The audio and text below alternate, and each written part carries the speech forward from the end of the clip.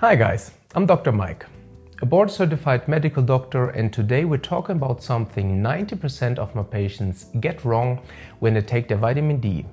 They never check their levels afterwards. I think maybe only 10 to maybe 20% of my patients actually take vitamin D, and of those maybe 5% ever bother checking their levels. So why does vitamin D even matter? Vitamin D isn't just some random vitamin, it's actually a hormone that regulates gene expressions in hundreds of biological processes. If your levels are low, it's not just your bones that are at risk, it impacts immunity, muscle function, and even brain health. Let's talk about some of the benefits. Calcium absorption and bone health. Without adequate vitamin D, your gut absorbs only 10 to 15% of dietary calcium. Over time, this leads to poor bone mineralization, fractures, and even osteoporosis. Next up is immune function. Vitamin D modulates macrophages, T cells, and dendritic cells, directly influencing innate and adaptive immunity.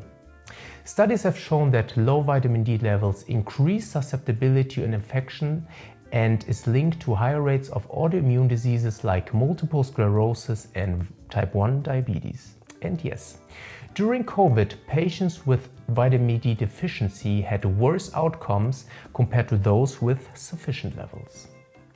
The next thing is muscle function and fall prevention. Your skeletal muscle cells have vitamin D receptors, meaning vitamin D plays a role in neuromuscular coordination. A deficiency has been linked to muscle weakness and an increased risk of falls in the elderly. I agree that for this to have a significant impact, vitamin D levels would need to be very low. But consider someone living in a nursing home. How much sun exposure do they actually get? Last would be mood and brain health. Vitamin D interacts with dopaminergic and serotonergic pathways in the brain. Observational studies suggest that low levels correlate with depression, but randomized trials have been mixed. It's still unclear whether supplementation actively improves mood disorders or if low vitamin D is just a marker of poor health in general. Most people are vitamin D deficient and they have no idea about it. Here are some facts.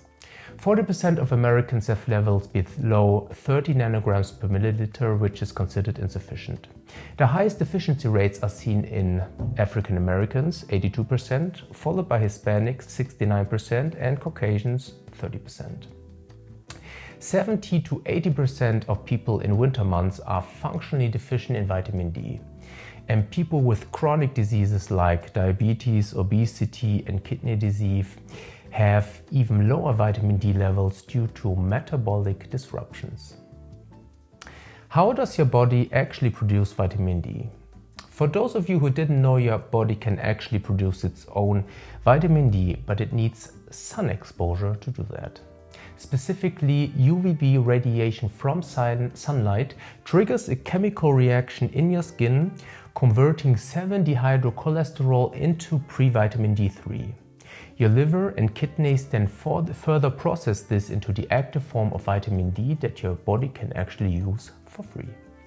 The problem, most people aren't getting enough UVB exposure to make sufficient vitamin D. So, how much vitamin D do you actually need? Here's where people mess this up. The right dose isn't the same for everyone. It depends on how efficiently your body makes vitamin D from sunlight and how much of vitamin D is already in your system. Let's break it down. Lighter skin tones will have lower melanin levels in their skin, meaning UVB rays penetrate their skin easier, meaning they make vitamin D much faster. Darker skin tones, meaning African Americans, will have higher melanin levels, better UVB protection, meaning better or less sunburns, but also slower vitamin D production. This was an evolutionary adaptation mechanism in sunny regions, but becomes a deficiency risk in northern climates. Let's say the king of all gingers, Ed Sheeran, and the self-proclaimed king, LeBron James, spent the summer together riding a tandem bike or hiking, where Ed has to take 3 steps for every one of LeBron's. and the end of the summer after equal sun exposure, Ed's vitamin D levels are through the roof, while LeBron barely got a boost because of his darker skin that filtered out most of the UVB. Same sun, completely different results. A special group is obese individuals, as vitamin D is fat soluble, meaning it's trapped in adipose tissue instead of circulating in the blood. Obese individuals often need 2 to 3 times the normal dose to reach the same blood levels. Another reason for you to lose some weight before the upcoming summer. In elderly individuals, aging reduces vitamin D precursor levels in the skin, making vitamin D synthesis less effective. And on top of that, most elderly's kidney function decline over time, impairing the conversion of vitamin D to its active form. So, how much vitamin D do you actually get from the sun? People assume they can just go outside and get enough vitamin D from the sun this way, but it's not that simple. The time of the day matters. During midday from 10 a.m. to 3 p.m., this is the only time UVB rays are strong enough to trigger vitamin D synthesis. If it's the morning or late afternoon, you're barely making any vitamin D, even if the sun is bright. And yes, this includes the summer. At 3 p.m. I'm usually sitting on my ass doing work for my boss, so by the time I get outside the sun is still shining, but my body isn't producing much vitamin D anymore. Latitude and season is also something you should keep in mind when it comes to vitamin D.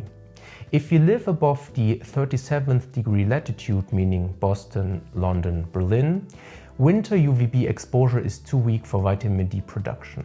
So let me be perfectly clear.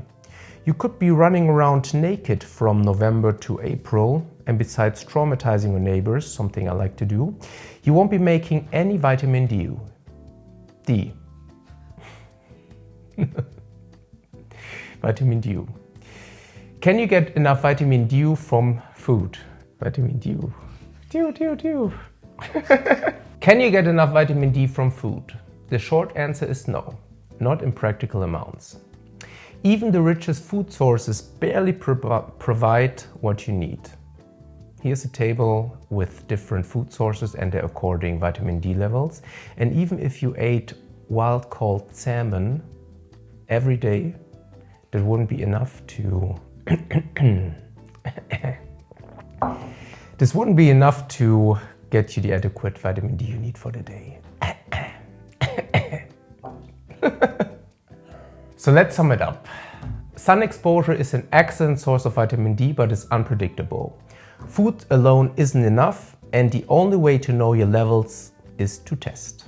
I used to take 2000 IU every day and I thought it was enough. Then I got tested and I was still deficient.